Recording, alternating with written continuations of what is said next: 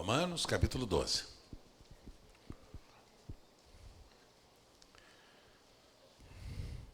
Preste atenção. Verso 1. Rogo-vos, pois, irmãos, pelas misericórdias de Deus, que apresenteis os vossos corpos por sacrifício vivo, santo e agradável a Deus, que é o vosso culto racional. E não vos conformeis com este século, mas transformai-vos pela renovação da vossa mente, para que experimenteis qual seja a boa, agradável e perfeita vontade de Deus. Vamos ler todos juntos? Vamos lá, pessoal? Bem alto, todos nós. Verso 1.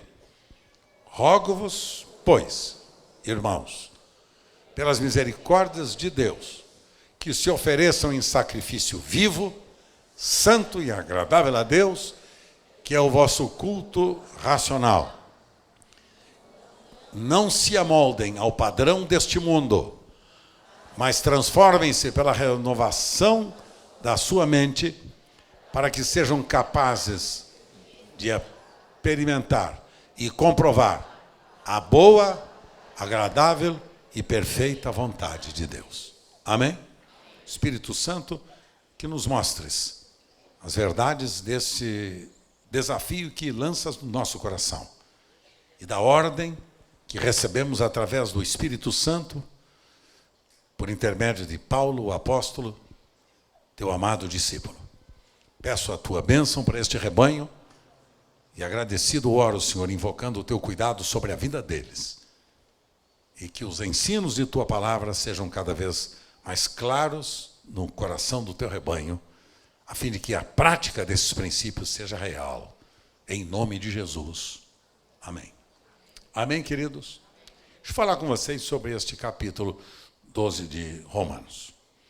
Este capítulo 12 de Romanos, meus queridos, é um manual de orientação prática para todos os filhos de Deus.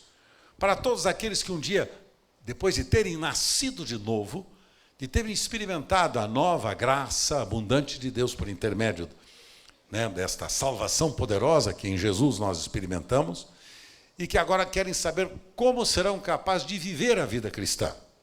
Porque vocês sabem que a vida cristã só tem sentido a partir do momento em que nós temos experimentado a mudança da mente e coração, fruto da obra redentora, salvadora de Deus, o nosso Pai, por intermédio de Jesus, que veio buscar e salvar todo aquele que se havia perdido, que veio dar vida e vida com abundância, que veio tirar daqueles que estavam nas trevas para andarem na luz, que veio transferir do reino das trevas para o reino de Deus, aqueles que viviam debaixo do domínio do rei Satanás, a quem todos nós, antes de conhecermos a graça de Deus, estávamos sujeitos.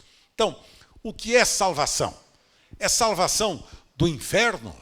É salvação a partir do dia que nós morremos e que vamos então estar com Cristo eternamente? Não, a nossa salvação não começa depois da nossa morte. A nossa salvação começa aqui quando estamos em vida. É salvação de quê? É salvação de nós mesmos. É salvação, como eu lhes falei domingo passado, é salvação do poder do pecado que nos escravizou e que nos mata. Porque o salário do pecado é a morte. Então, se a recompensa pelo pecado é a morte, a salvação de Deus a nosso favor só tem sentido quando nós estamos libertos do poder do pecado, conforme vocês ouviram eu explanar para vocês aqui no domingo passado. Você, ao ter um encontro pessoal com esta graça de Deus, confrontado com este amor enorme, imenso do nosso Pai Celestial, arrepende-se dos seus pecados, confessa os seus pecados e entrega-se pessoalmente a Jesus para viver esta nova vida, começou agora uma nova vida. Portanto, o apóstolo São Paulo, lembram-se, 2 Coríntios 5,17, texto tão conhecido, se alguém está em Cristo, nova criatura é. As coisas velhas, e eis que tudo se ele é uma nova criatura agora, é porque ele era uma velha criatura antes. Se ele é filho de Deus agora, é porque ele era filho do diabo antes. Se ele está no reino de Deus agora, é porque ele estava no reino das trevas antes. Se ele está agora transformado em escravo da justiça, é porque ele era escravo do pecado antes. Então, esta salvação de Deus, que nos foi oferecida por intermédio de Jesus, nos livrou do grande mal que abateu-se sobre toda a humanidade, que se chama pecado. Pecado é o grande mal. Pecado é um vírus terrível, maligno, que a única cura deste vírus maligno chama-se poderoso sangue do Senhor Jesus e a obra que foi feita no Calvário para nos livrar do poder do pecado e da morte e nos transformar em filhos amados de Deus, santos e justos para a glória dele. Então, nós não fomos criados para o pecado, fomos criados para andarmos na justiça. Quando nós nascemos debaixo do domínio do pecado. Ninguém nasceu bonzinho, ninguém nasceu justinho, ninguém é legalzinho, ninguém tem direitinho, nada disso. Todos nós pecamos. Vamos repetir o que diz a Escritura. Porque todos pecaram. E então? Destituídos estão, ficaram e ficarão da glória de Deus se não se arrependerem. Quantos pecaram? Todos. Quantos são ímpios? Todos. Todos. Agora, a grande salvação é para nos livrar do poder do pecado. Estou fazendo apenas uma breve lembrança do que lhes falei aqui domingo passado, com mais clareza e com mais tempo, só para ligar você ao que quero lhe ensinar hoje. Porque ninguém consegue viver nesta graça de Deus e ninguém consegue viver em justiça e santidade se não tiver nascido de novo.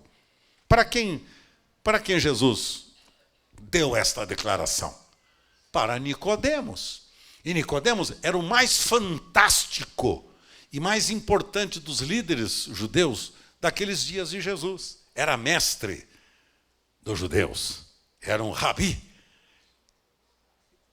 E foi Nicodemos que, querendo conhecer Jesus, foi ter de noite com Jesus. E então, isso é João capítulo 3.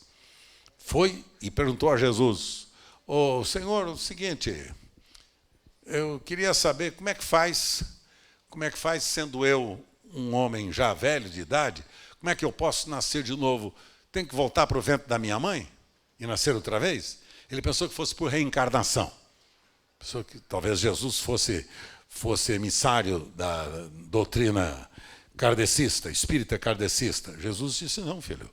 Não, o problema é o seguinte: para você nascer de novo, você precisa nascer de cima, do alto, da água e do Espírito." Água aqui fala de arrependimento. Arrependimento. Você precisa arrepender-se dos seus pecados, reconhecer que você é pecador miserável, que não merece a graça de Deus, mas que Ele lhe oferece graciosamente, gratuitamente a você.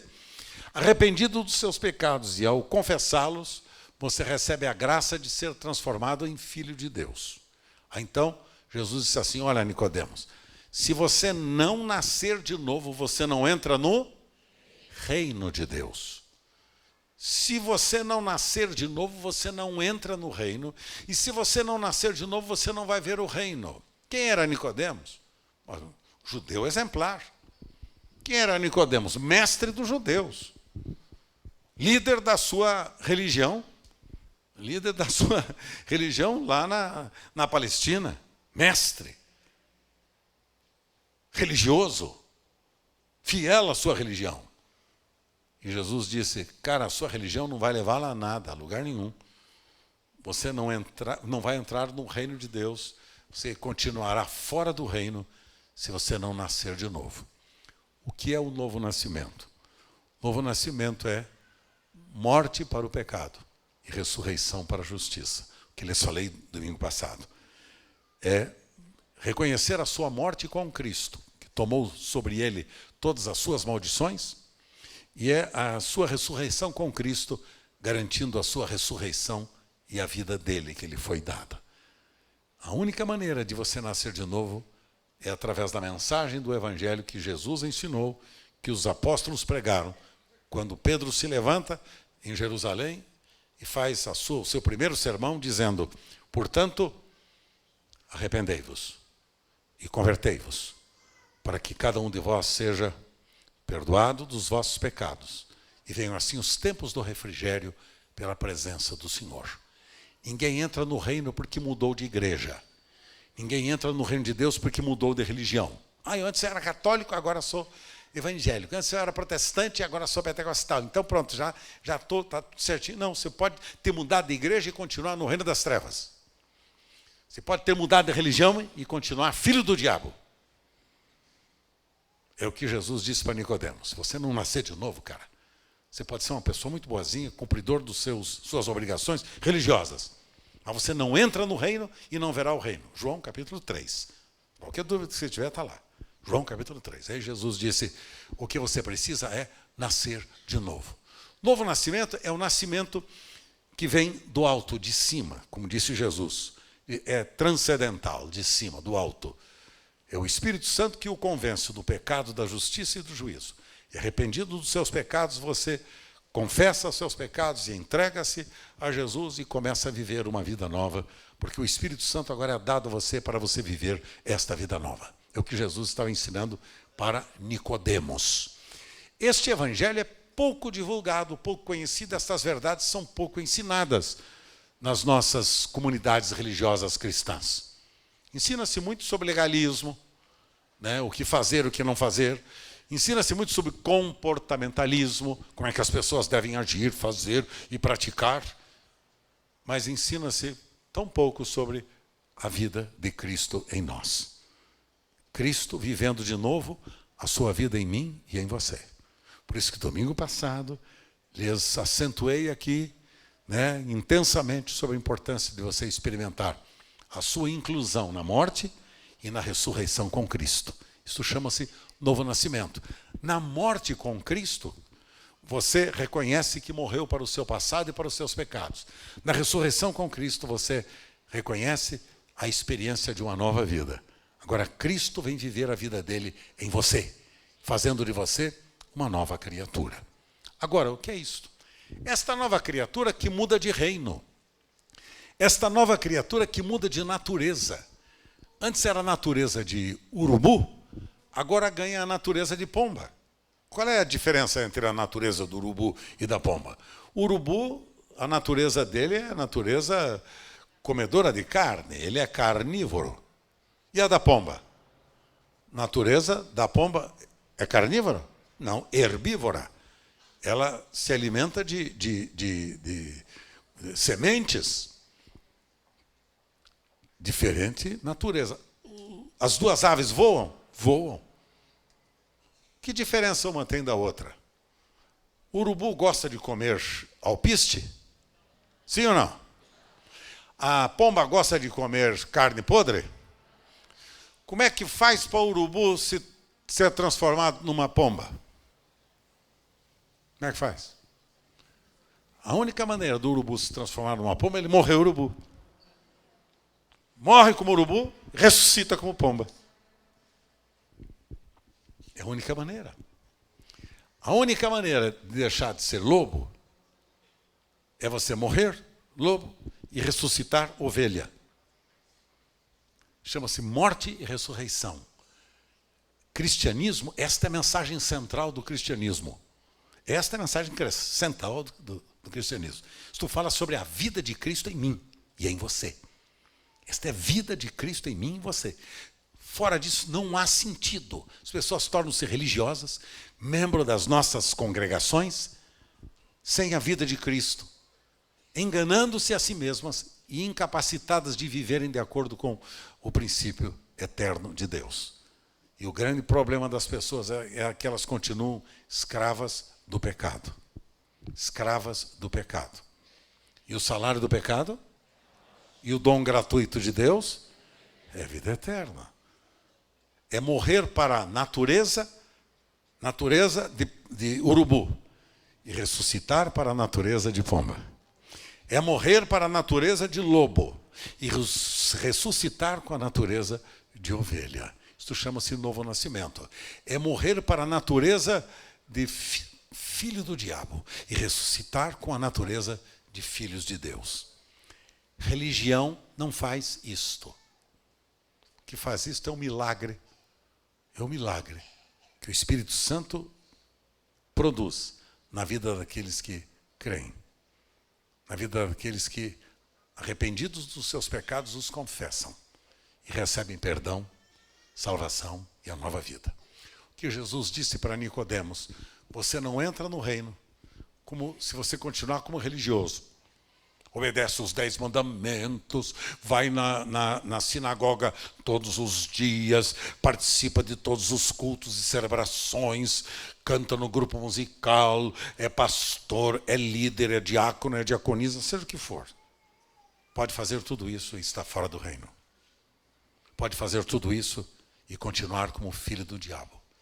Qual é a diferença entre os filhos do diabo e os filhos de Deus? Os filhos do diabo andam nas trevas. Os filhos de Deus andam na luz. Os filhos do diabo têm o espírito deste mundo. Os filhos de Deus têm o espírito de Cristo. Você já nasceu de novo? Você já nasceu de novo?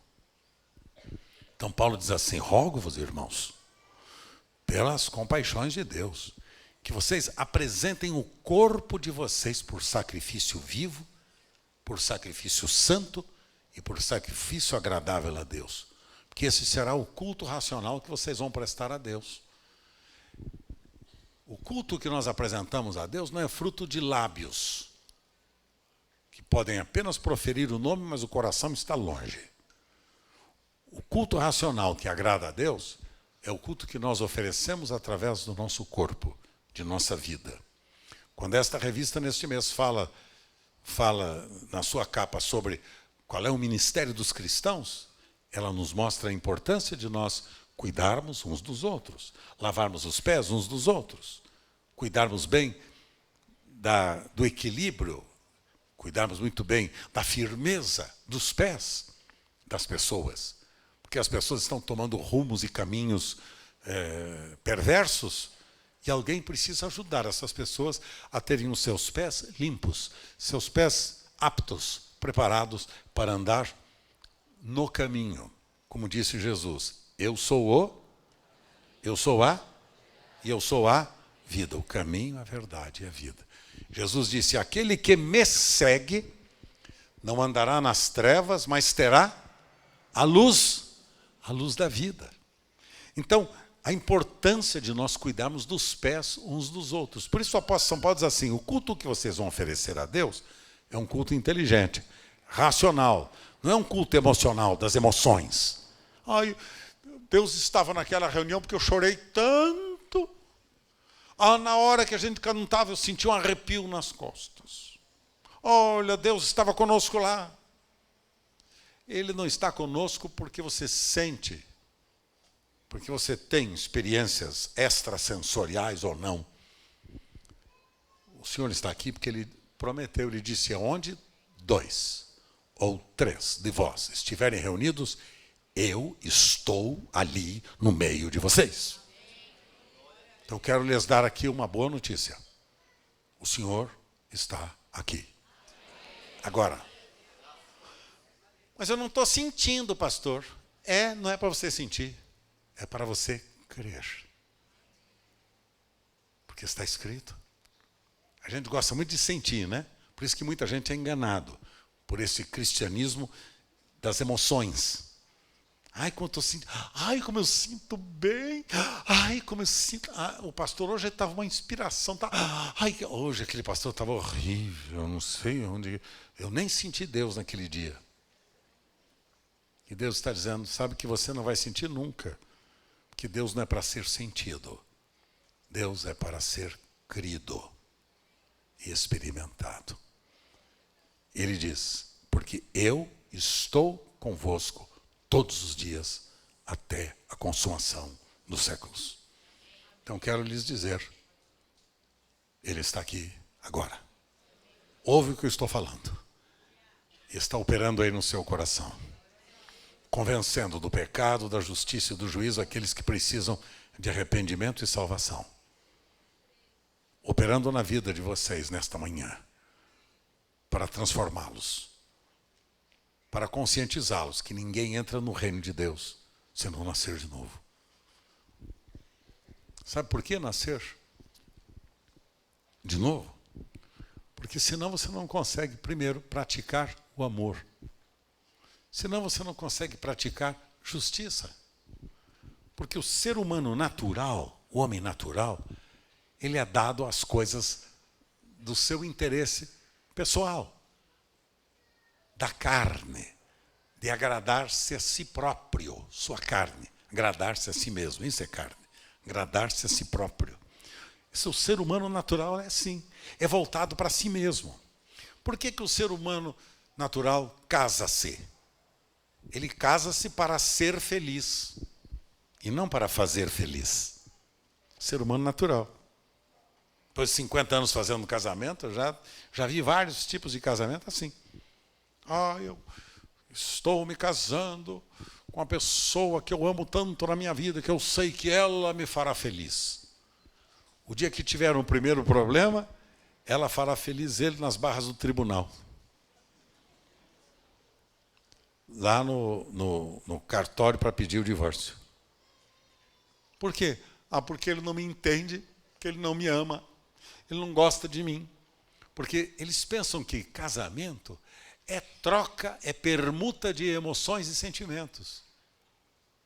Então, casamento se confunde com prazer sexual, casamento se confunde com interesses, às vezes, até outros, né? Pessoais, sei lá, alguns até se casam para tentar fugir da família. Estou saindo logo de casa, vou casar com o primeiro que aparecer que me quiser. Né? Então, mas na vida cristã, queridos, na vida cristã a gente entende que a vida de Cristo em mim não é para eu ser feliz, é para eu fazer feliz. Quando eu me proponho a fazer a felicidade do meu semelhante, eu tenho uma felicidade verdadeira. E eu expresso, de fato, o amor de Deus. Porque pergunto-lhes uma coisa. Como é que Deus ficou feliz? Vamos ver se vocês conseguem pensar um pouquinho comigo. Como é que Deus sentiu-se feliz?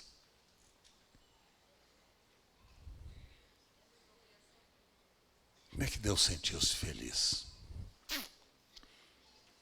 Como é que ele ficou feliz? Que situação Deus ficou feliz? Porque Deus amou o mundo de tal maneira que deu seu Filho, para que todo aquele que nele crê não pereça, mas tenha a vida eterna. Então, vocês raciocinarem comigo. Veja, como é que Deus ficou feliz? Quando deu o seu Filho unigênito. E para ele dar o seu Filho unigênito, o que é que ele teve que fazer? Renunciar-se a si mesmo. Ele sofrer a perda do seu filho, para que através da perda do seu filho, ele ganhasse a mim e a você para sempre. Ele ganhasse a todos nós. Então, sabe, Deus fica feliz quando ele pode renunciar e servir. Nenhum casamento dá certo se a gente não pensar em renunciar e servir. Não tem jeito. Não tem jeito. Nenhum casamento dá certo. Se você pensa que o outro vai lhe fazer feliz, não vai. Quem tem que fazer feliz é você a ele, é você a ela.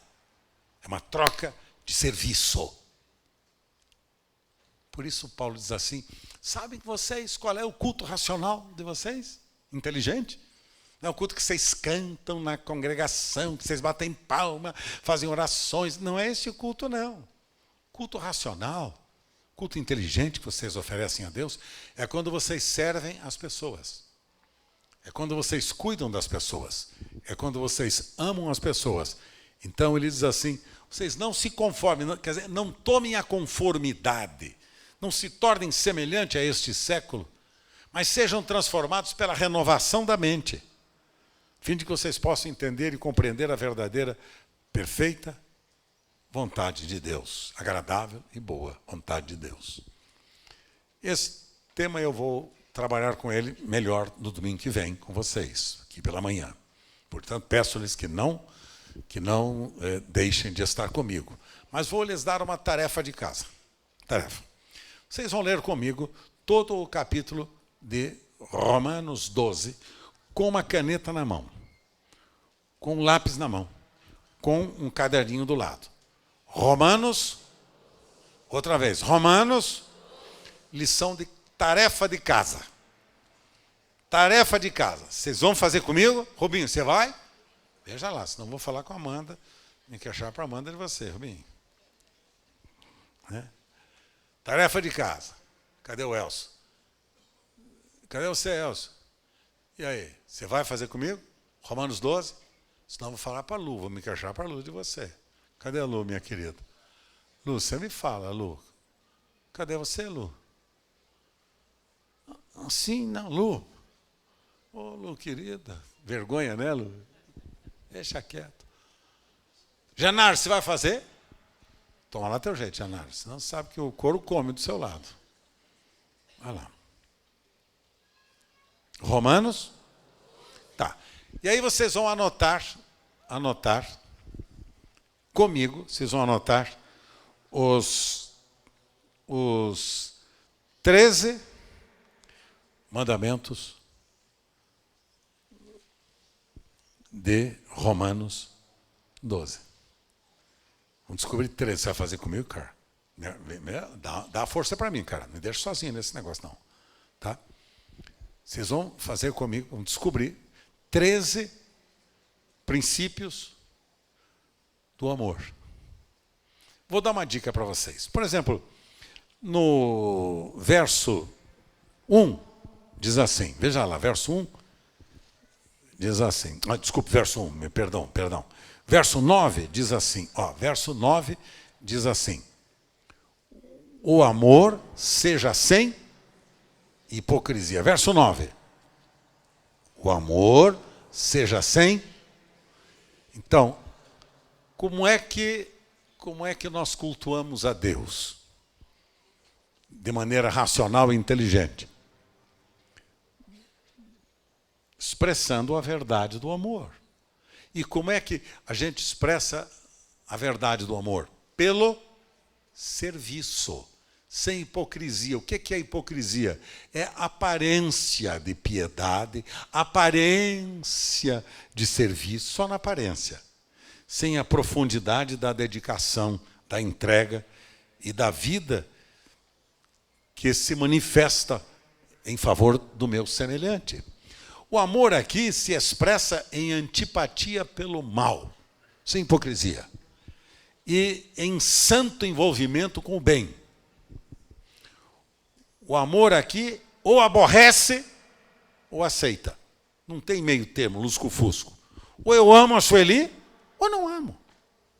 E não dá para ficar no... Amo a Sueli, mas lhe trato mal, lhe sou injusto, lhe sou infiel, lhe sou grosseiro. E aí? Então, Paulo está dizendo, o amor seja sem hipocrisia, cara. Seja verdadeiro, sem máscara. Lembra dessa palavra hipocrisia? Vem de Hipócrates, aquelas festas maravilhosas do teatro grego, romano, em que as pessoas, os artistas, usavam aquelas máscaras para aparentarem personagens que queriam representar naquelas peças teatrais. Então, Paulo está dizendo, o amor que vocês vão expressar não seja uma peça de teatro, não seja teatral, não seja uma farsa, Antônio, é isso. Não seja farsa. Que você tire a sua máscara, seja quem você é. E como é possível isto? Quando Cristo é minha vida. Porque enquanto Cristo não é a minha vida, a máscara que eu uso, você não pode nem imaginar qual é. Máscara da mentira, do engano, da hipocrisia, da antipatia, e outras tantas que as pessoas usam. Esta não serve para mim, nem para você. Paulo diz, vocês aprendam a viver sem hipocrisia.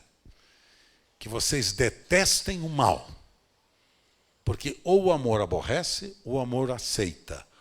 O amor se expressa de uma forma ou de outra. Só a primeira dica. Agora faltam mais 12. 12. E vou dar uma dica para vocês. Você vai ler comigo do verso 9 até o verso 20.